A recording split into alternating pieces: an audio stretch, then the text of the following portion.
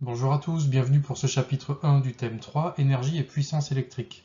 Donc dans ce chapitre, on va voir ensemble la notion de courant, on fera quelques petits rappels, on reparlera également des différentes conventions qui existent en électricité, les conventions de base, on parlera également de puissance électrique et de rendement de convertisseur.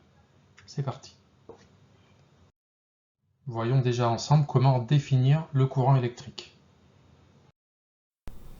On va commencer par définir ce qu'on appelle les porteurs de charge. Les porteurs de charge, en fait, ce sont des particules qui vont être capables de porter des charges positives ou négatives. Alors, pour comprendre cette notion, on va regarder cette petite animation. Donc, elle est constituée ici d'un générateur, ici. Là, c'est une cuve en fait remplie d'eau salée.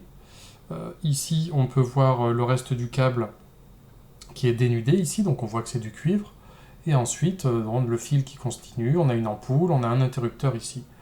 Donc, si je ferme l'interrupteur pour laisser passer le courant, on constate que déjà la lampe s'est allumée, et en plus on a une flèche verte qui apparaît ici.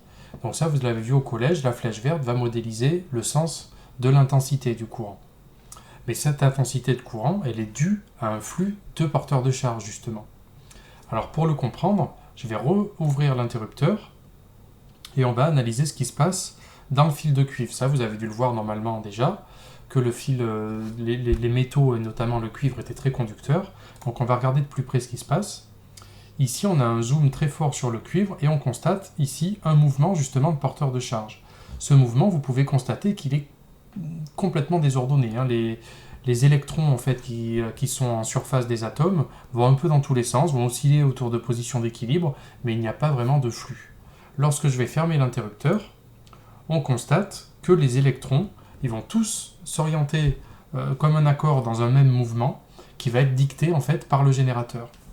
Le générateur ici va forcer le passage du courant parce que les électrons sortent de la borne négative opposée au sens de l'intensité et donc ils vont forcer dans le matériau à ce que les électrons de surface aillent dans un sens et pas dans l'autre.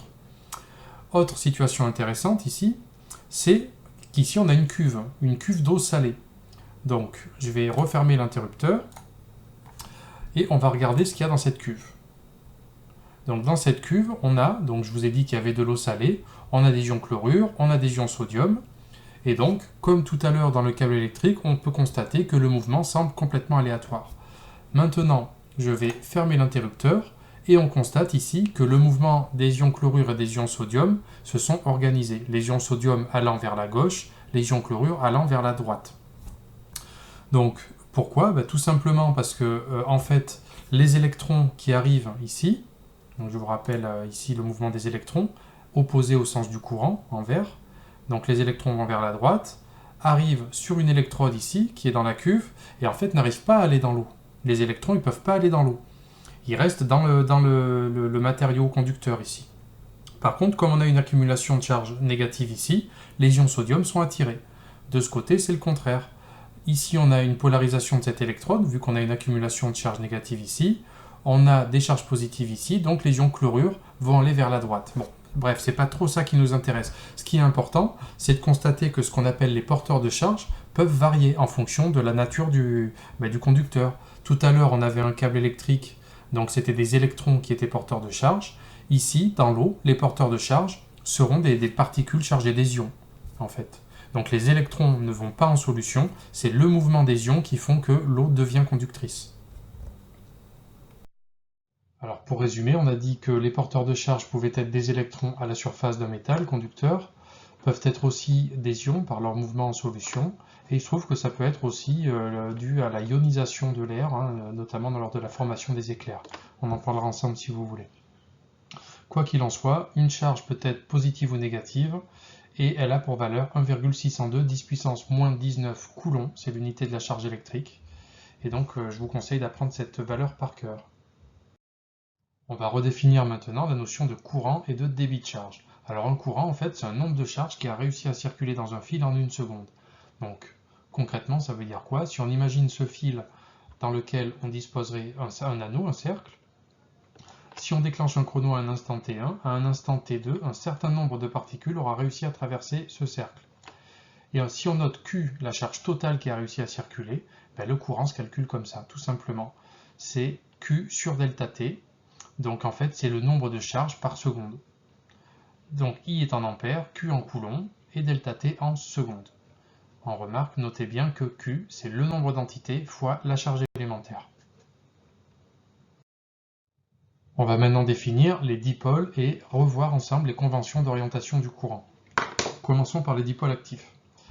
Les dipôles actifs, c'est ce qu'on appelle les générateurs. C'est par exemple une cellule photovoltaïque, une pile, une batterie ou un alternateur. L'alternateur dans la voiture, c'est ce qui va permettre en fonction de la rotation de la courroie que vous voyez ici, ça va permettre de générer de l'électricité qui va recharger votre batterie ou faire fonctionner les phares, votre radio ou je sais pas quoi.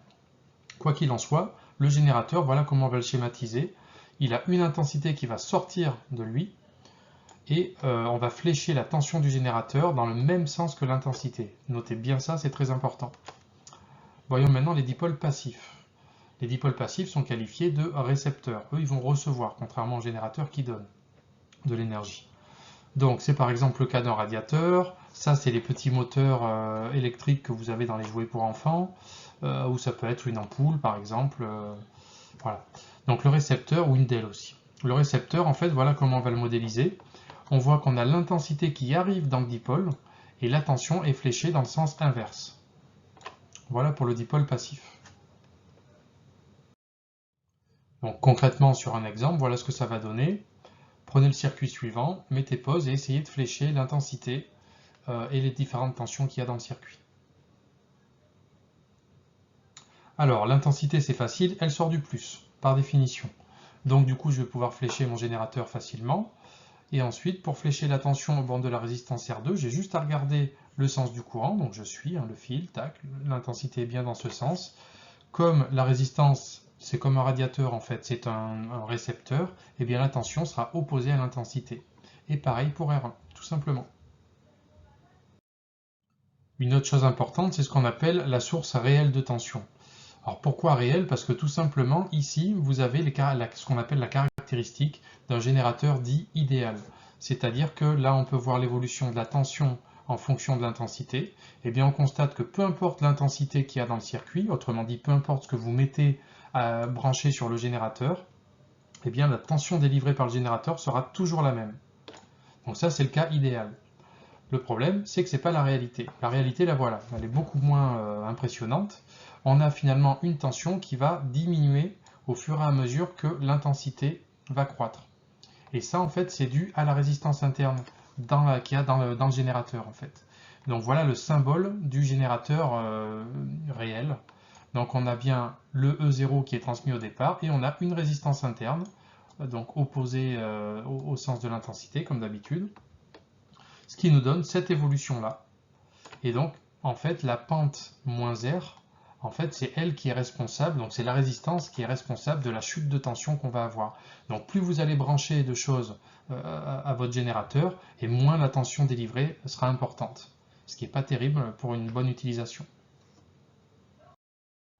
Maintenant que les bases sont revues, on va parler de puissance électrique. La puissance électrique d'un dipôle, elle est assez simple à définir, c'est tout simplement le produit de la tension et de l'intensité. La tension en volts, l'intensité en ampères, ce qui nous donne une puissance en watts.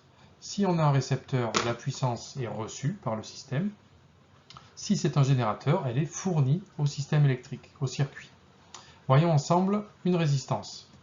Je vous rappelle son symbole, vous avez dû voir au collège la loi d'Ohm, qui gère pour une résistance la tension et l'intensité, U égale à RI.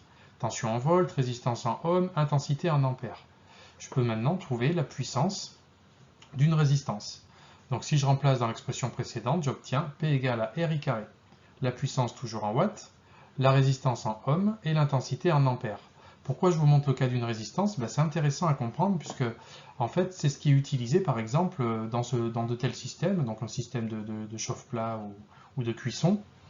En fait ce sont des pertes perdues sous forme de chaleur.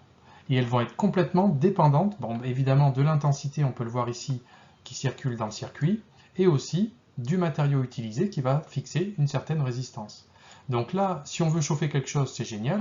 Par contre, pour notre générateur, c'est pas génial du tout, parce qu'on peut voir ici par rapport à la pente, encore une fois, la tension chuter à cause de la résistance, et le fait que le générateur ait une résistance, ça va faire que lui-même va chauffer également.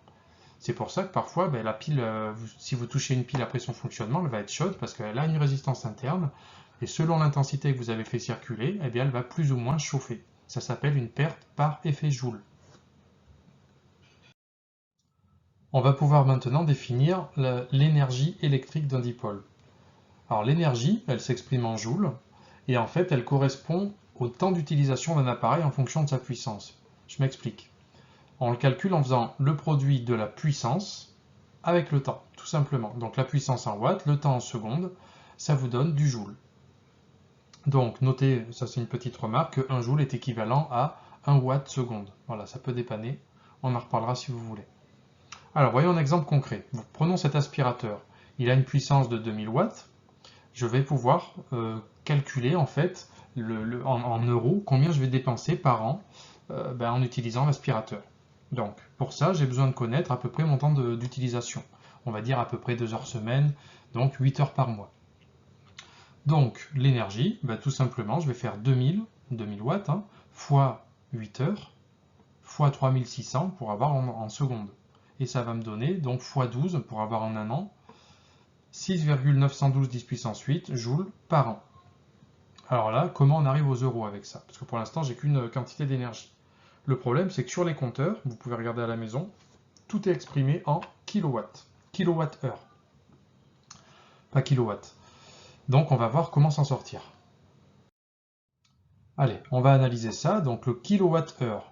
Donc si je fais une analyse dimensionnelle, je me rends compte que ça reste une énergie, c'est une énergie, et donc j'ai quelque chose en kilowatts fois quelque chose en heure. C'est tout simplement une puissance en kilowatts fois un temps en heure. Voilà, ni plus ni moins.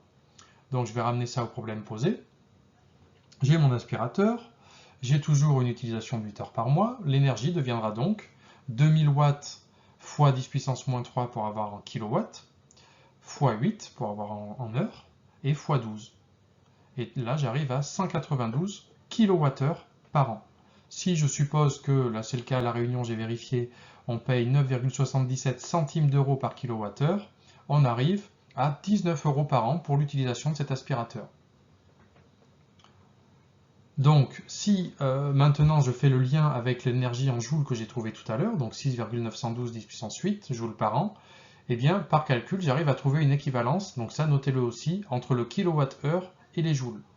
Notez là, cette équivalence, elle peut être utile en exercice. Pour les plus curieux, voilà un petit tableau avec quelques appareils courants et le prix par an. Donc ça, c'est le temps annuel d'utilisation, là la puissance de l'appareil, et ici le prix en euros. Donc c'est intéressant, par exemple, de voir qu'un four micro-ondes, on ne va pas dépenser plus de 5,79 centimes d'euros par an. Un lave-vaisselle, 100 euros par an. Le lave-linge, par contre, on voit, c'est quand même un peu plus cher, 166 euros par an. Donc évidemment, ça dépend de la puissance. Vous pouvez vous amuser en reprenant le modèle de calcul de tout à l'heure à calculer combien vous allez dépenser pour certains appareils chez vous.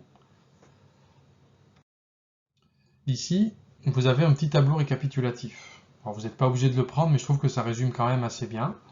On a les différentes conventions ici, donc le sens du courant, la tension, pareil ici pour la résistance, l'écriture de la puissance, et puis de l'énergie. C'est pas une obligation de le prendre. Pour finir, on va parler de rendement d'un convertisseur. Donc les convertisseurs, je le rappelle, on a par exemple les éoliennes, les radiateurs ou une bûche qui est en train de brûler. Quoi qu'il en soit, c'est un système qui va permettre de convertir une énergie en une autre. L'éolienne, par exemple, va convertir le vent via un alternateur en électricité.